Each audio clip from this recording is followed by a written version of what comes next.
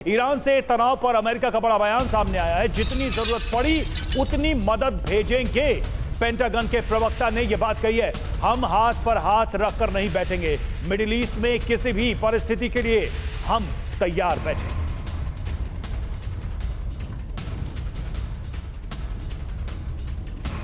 और इजराइल को कैसे बचा रहा है अमेरिका, आपको हम लगातार बता रहे हैं। बताते हैं कि किस रणनीति के तहत आगे बढ़ा जा रहा है। दोनों मुल्कों की ओर से 2 carrier strike group worship aircraft तैनात किए गए हैं। ये एक बड़ा कदम है। रेड सी में, लाल सागर में मदद, हूती के हमलों से जहाज़ों की सुरक्षा, ये भी अमेरिका की तरफ से कवच दिया जा रहा है इजराइल को। 2000 जवान अलर्ट पर हैं। पेट्रियट, थार्ड डिफेंस सिस्टम तैनात कर दिया गया है।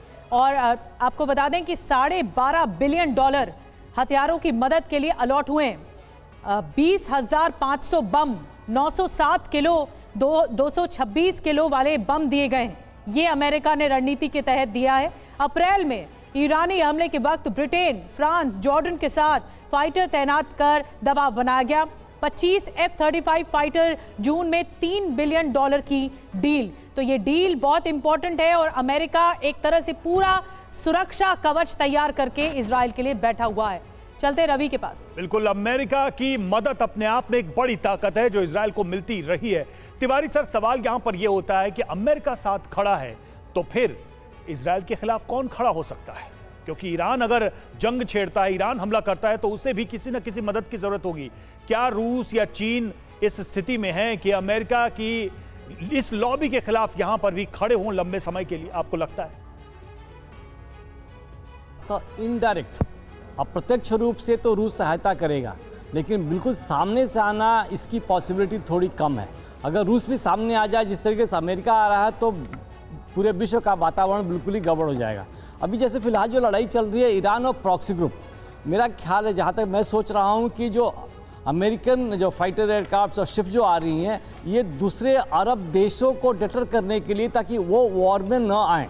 इस वॉर में जब तक ये प्रॉक्सी ग्रुप और खाली ईरान लगा रहेगा, तब तक इतना खतरा नहीं है अगर कि मिडिल ईस्ट का कोई और देश आ जाए। इसको अवॉइड करने के लिए रशिया, अमेरिका का जो प्रेशर चलता ही रहेगा। जहाँ तक रशिया का सवाल है, कुछ बिकॉज ईरान के पास भी, ईरान अपना देख चुका है। ईरान एक बार 200 मिसाइलें लॉन्च की थी, बट उनके टारगेट प्रिसिशन इतना अच्छा नहीं था कि ज़्यादा डैमेज हो सके। तो ईरान को भी इंटेलिजेंस और सपोर्ट चाहिए। हो सकता है कि रशिया इनडायरेक्टली इसको दे सके।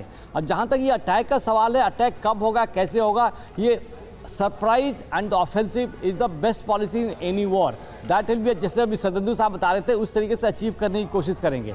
लेकिन एकदम प्रत्यक्ष रूप से रशिया को सामने आना, अब जैसे आपने बताया कि जहाज लैंड किया, सामान आया है, तो इक्विपमेंट तो सप्लाई करते ही रहेंगे। अगर इक्विपमेंट रशिया नहीं सप्लाई करेगा और कोई कंट्री सप्लाई नहीं करेगा, तो ईरान ने इतना ज़्यादा मैन्युफैक्चर नहीं कर सकता कि अपने सारे जो इनके प्रॉक्सी ग्रुप्स हैं वो उनको हथियार हमेशा मिल सके। अब जहाँ तक अमेरिका का आने का सवाल है, अमेरिका के एक और टारगेट होगा हूती।